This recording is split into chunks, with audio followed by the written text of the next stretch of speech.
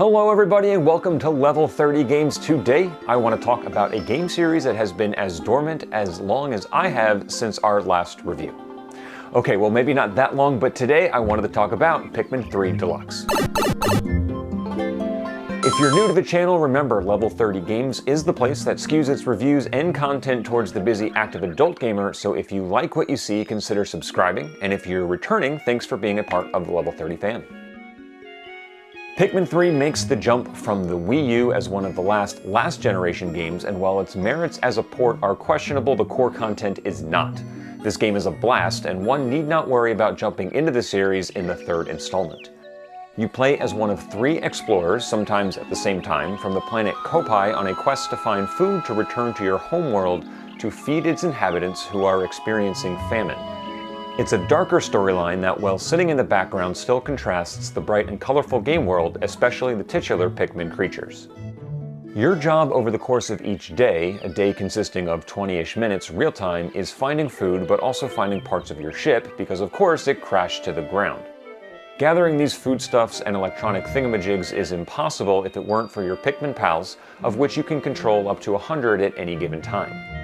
These creatures are lemmings of sorts who can help gather materials to, say, complete a broken bridge, attack predators, collect the fruit you need to survive, as well as solve other environmental puzzles to make progress through the game. These Pikmin are not a jack of all trades, however, as different types of Pikmin have different advantages and weaknesses you need to exploit or avoid in your adventure.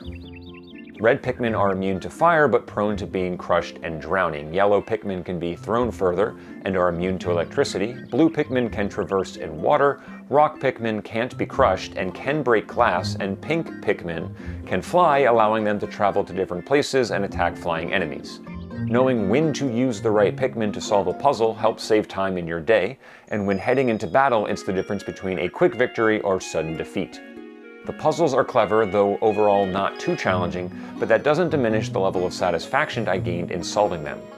Fighting enemies is fun too if you are prepared, and stressful for when you're not. And I gotta say, it hurts to walk into a battle mismatched and losing half your Pikmin army to poor planning, or worse yet, panicky controls.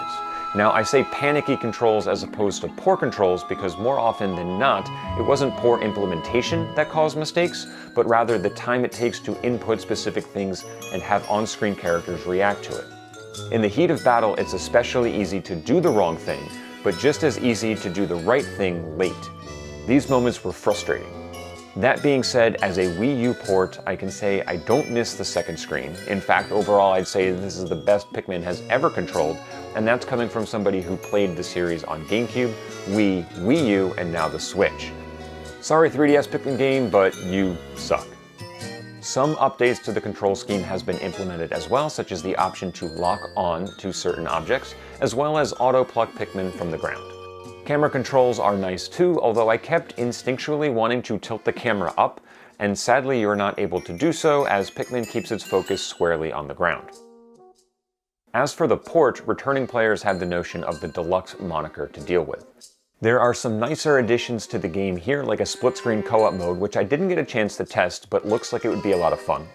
There are some DLC missions added too, which is more of the same story stuff with some slight remixy type feels. Tech-wise, however, the biggest disappointment for me is that they didn't bump up the original resolution from 720p, which is not a huge deal, but it does make it look slightly rougher on a big screen TV. A double dip in this case is a tougher pill to swallow, but if you're looking for a shorter in length but focused co-op story game, this is a great one to recommend.